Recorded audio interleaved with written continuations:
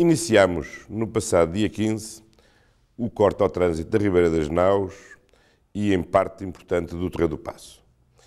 Queria começar por explicar que este corte se deve à necessidade de realizarmos um conjunto de obras fundamentais e que há muito estavam adiadas.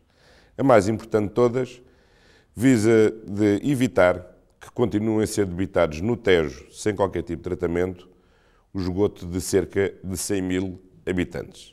Trata-se de uma vergonha numa cidade europeia e trata-se de uma vergonha numa cidade que tanto se orgulha do seu rio.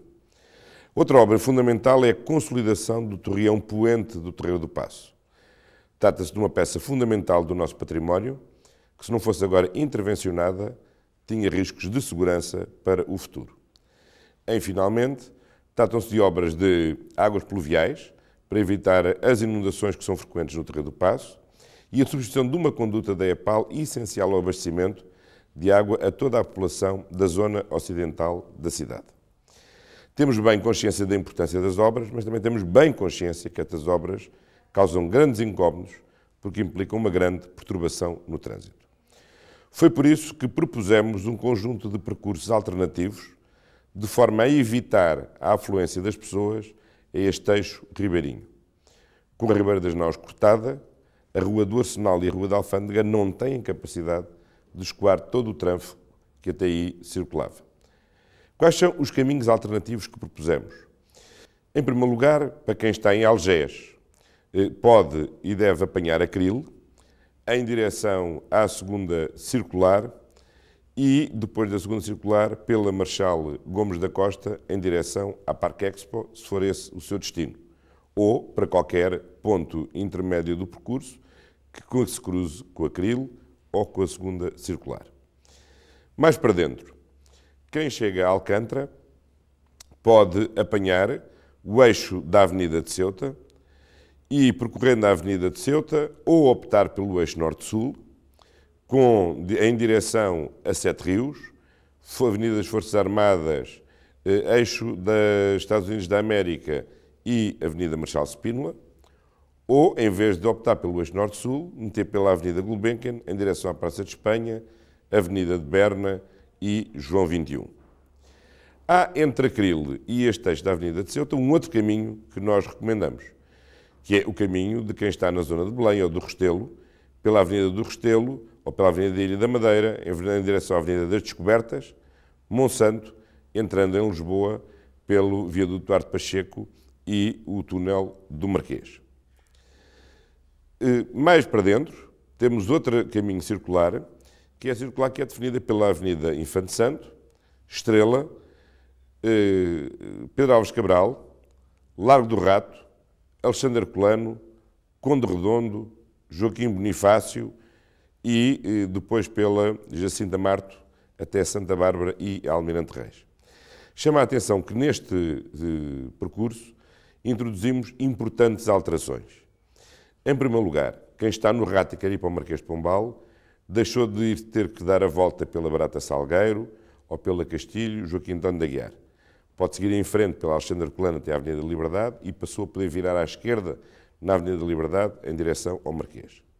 Segunda alteração muito importante, a Conde Redondo passou a ter 2 sentidos para o transporte individual.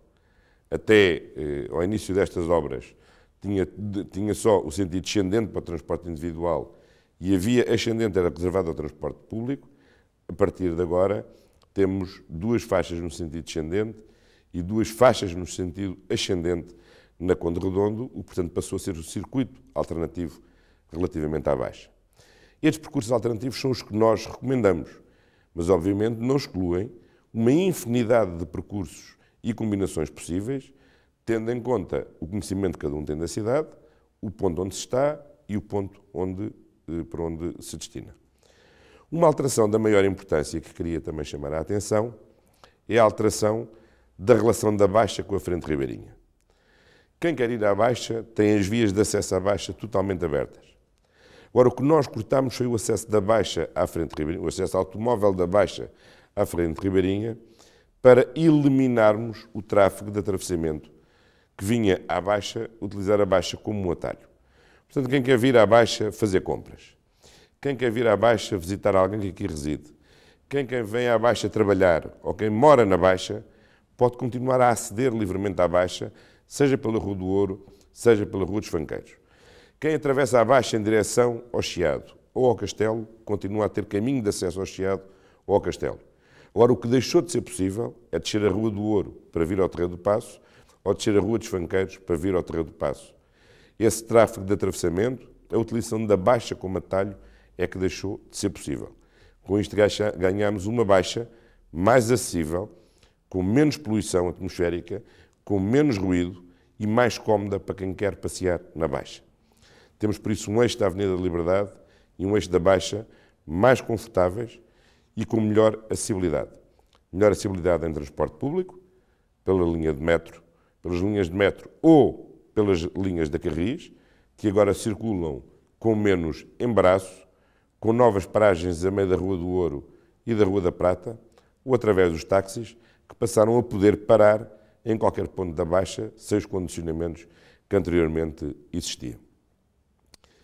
Estas alterações de circulação na Baixa e os caminhos alternativos destinam-se a criar alternativas mais cómodas para quem utilizava a Ribeira das Naus e que durante os próximos 4 meses vai ter a Ribeira das Naus cortada. Esses caminhos alternativos são os que nós recomendamos para evitar maiores incómodos, mas temos bem a noção que até as obras estarem acabadas, todos os automobilistas vão ter muitos incómodos na circular na cidade de Lisboa. É um incómodo que valerá a pena porque significará consolidar o torreão poente do Terreiro do Paço, contribuir para a despoluição do Tejo, termos uma conduta de abastecimento de água renovada e melhores formas de tratamento das águas pluviais.